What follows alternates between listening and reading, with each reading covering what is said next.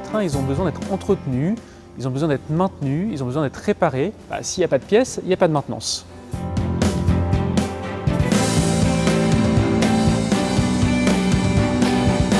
La raison d'être de la supply chain de SNCF Voyageurs, c'est d'assurer l'approvisionnement des pièces de rechange pour l'ensemble des matériels roulants dont on a la charge.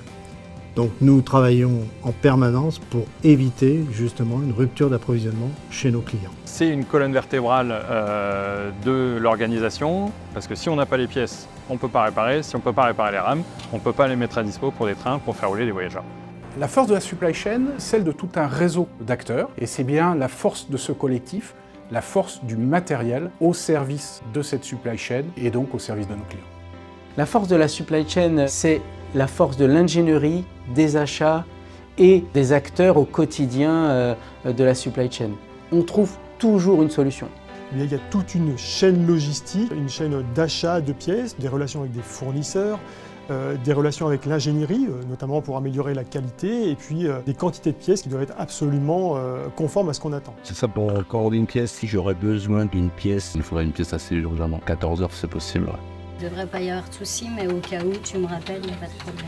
Nous avons tout un système, il y a notre service client, qui va assurer l'adéquation entre les besoins et puis la capacité de la supply chain à répondre.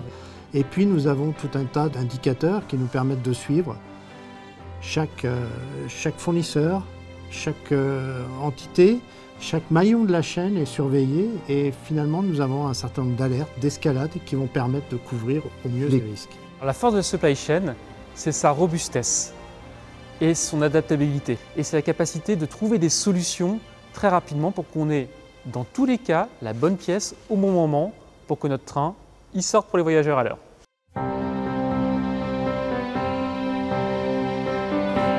On est organisé pour recevoir tous les jours l'ensemble des commandes de la part de nos fournisseurs et pour stocker et réexpédier quotidiennement l'ensemble des pièces qui sont nécessaires à nos clients pour réaliser la maintenance. Dès qu'une pièce est commandée, elle doit arriver le lendemain chez nos clients pour qu'elle puisse être utilisée en maintenance préventive comme en maintenance corrective. Nous avons investi des moyens de stockage automatisé, dont un autostore qui nous permet d'économiser près de 6000 m² si nous étions restés dans un mode de stockage traditionnel. Cette plateforme, avec ses investissements, elle va nous amener une plus grande réactivité.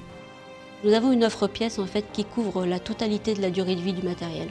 Et il n'y a que nous qui savons faire ça.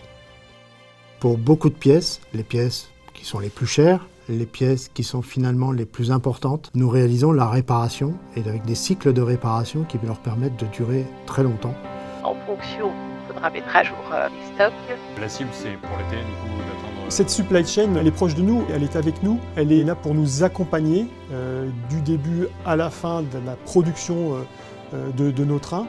Et elle sait s'adapter à des coûts maîtrisés. Et je ne suis pas certain qu'une supply chain d'un constructeur aurait cette capacité ou cette volonté de nous accompagner aussi loin et en faisant autant d'efforts.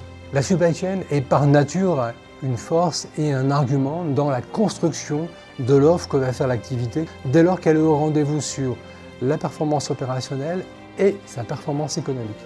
Ils me permettent de chiffrer des pièces, d'essayer de s'engager dans le temps, de voir comment ils peuvent organiser des services de proximité dans les lieux de production auxquels on serait intéressé. C'est très important d'avoir la supply chain à nos côtés pour nos réponses aux appels d'offres, parce que derrière la supply chain, il y a une expertise, une expérience qui va nous permettre de donner des réponses pertinentes en termes de coûts, en termes de délai et en termes d'organisation un peu innovante pour nos réponses aux appels d'offres. À partir du moment où l'appel d'offres est fait, on va jusqu'au bout.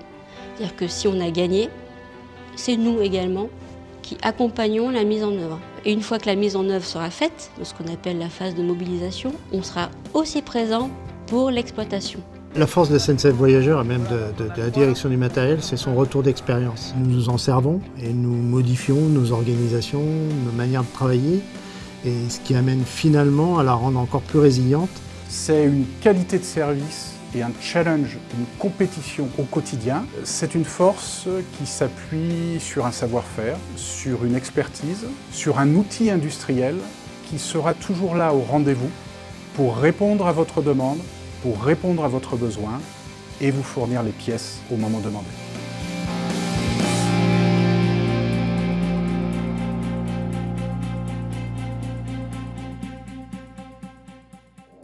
do